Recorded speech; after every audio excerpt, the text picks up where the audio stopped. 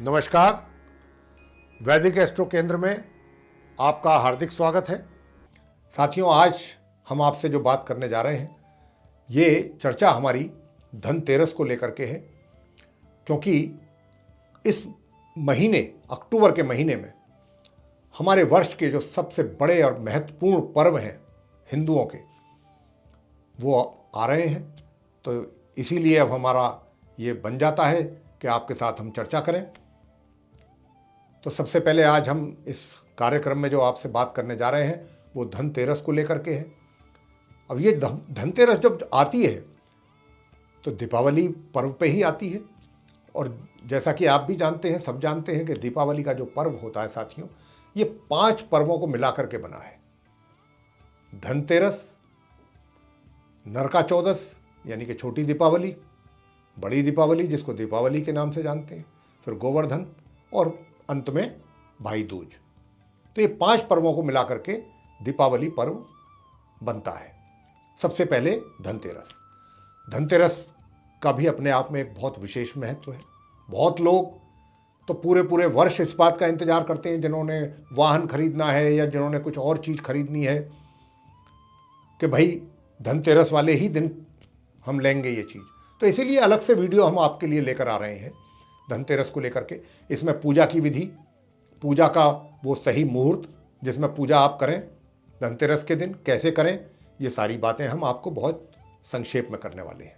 तो आइए चर्चा को आगे बढ़ाते हुए बात करते हैं आपके साथ धनतेरस को लेकर के। तो साथियों, कार्तिक माह की कृष्ण पक्ष की त्रयोदशी तिथि के दिन धनतेरस का जो पर्व है बहुत ही श्रद्धा और विश्वास से हिंदुओं के द्वारा मनाया जाता है।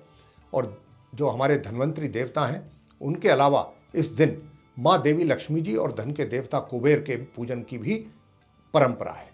और इस दिन कुबेर के अलावा यमदेव को भी दीपदान किया जाता है। और ऐसी मान्यता है कि इस दिन यमदेव की पूजा करने पर असमय अकाल, जिसको कहते हैं मृत्यु का भय, व्यक्ति को नहीं रहता है। यमदेव की पूजा करने के बाद घर के मुख्य द्वार पर दक्षिण दिशा की ओर मुख वाला दीपक पूरी रात्रि जलाना चाहिए।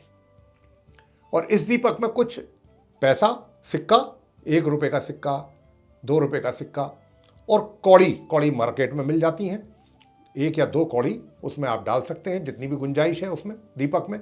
और इस दिन क्या कर सकते हैं आप, सिक्का हुआ, चांदी का बर्तन है, विशेष रूप से अगर बर्तन ही खरीदने हैं तो स्टील के लोग खरीदते हैं, क्योंकि आजकल स्टील के ही ज़्यादा चलते हैं मार्केट में, या कुछ और मेटल के खरीदते हैं। लेकिन हमारे शास्त्रों के मुताबिक पीतल के बर्तनों का ही, उसको ही खरीदना शुभ माना जाता है। और गहने खरीद सकते हैं, ज्वेलरी खरीद सकते हैं। इसकी खरीदारी जो करना है वो बड़ा शुभ माना जाता है धनतेरस के दिन। शुभ मुहूर्त समय में पूजन करने के साथ 7 अनाजों की भी पूजा इसमें की जाती है, जैसे कि गेहूं, उड़द की दाल, मूंग की दाल, चना, जौ, चावल और मसूर। साथ ही पूजन सामग्री में विशेष रूप से स्वर्ण पुष्पा के फूल से मां भगवती का पूजन करना बहुत लाभकारी माना गया है। पूजा में भोग लगाने के लिए नैवेद्य के रूप में श्वेत मिष्ठान का प्रयोग किया जाना चाहिए, सफेद मिठाई का नैवेद्य के रूप में। और इस दिन स्थिर लक्ष्मी का भी पूजन किया जाता है साथियों। और इस दिन धन्वंतरी जो हमारे देवता हैं उनका भी जन्म हुआ था, उनकी भी जयंती है धनतेरस के दिन। ये देवताओं के, चिकित्सकों के देव हैं साथियों धन्वंतरी। और इस दिन चांदी खरीदना तो बहुत ही शुभ माना गया है। चाहे चांदी के सिक्के खरीदें, कॉइन्स खरीद लें आप, या चांदी के कोई आभूषण खरीद सकते हैं। चांदी का भी खरीदना बहुत शुभ होता है धनतेरस के दिन। और ज्वेलरी भी खरीद सकते हैं, जैसा मैं ये भी बता चुका हूँ। और लक्ष्मी जी एवं गणेश जी की चांदी की प्रतिमाओं को इस दिन घर लाना भी बहुत सफलता एवं उन्नति को बढ़ाता है साथियों। और इस दिन भगवान धन्वंतरी जी जो हैं वो समुद्र से कलश लेकर के प्रकट हुए थे।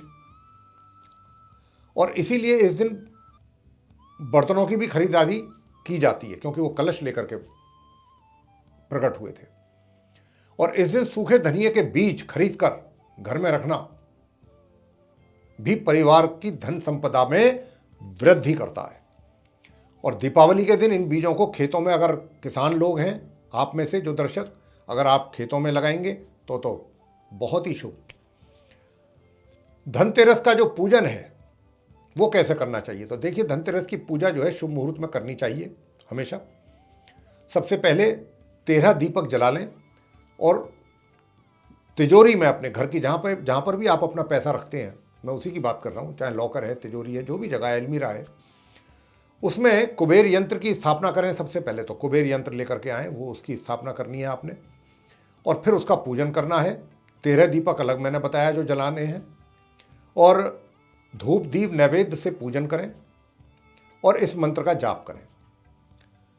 ये जो मंत्र है ये कुबेर का मंत्र है और बड़ा सिद्ध मंत्र है।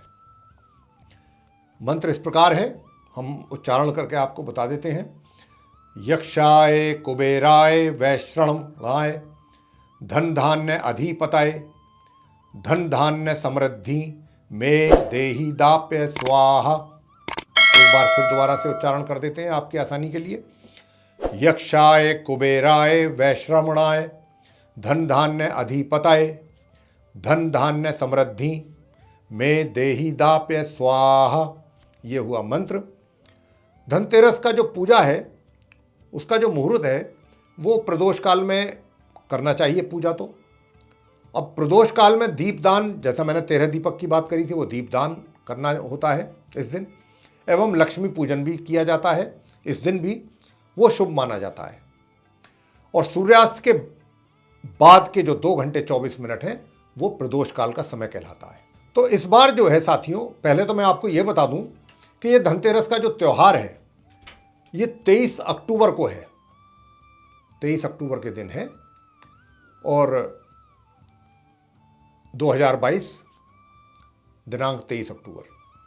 और धनतेरस की पूजा के लिए जो उपयुक्त समय है, मुहूर्त, शुभ मुहूर्त, वो रहेगा 5:44 से लेकर के शाम 6:05 तक।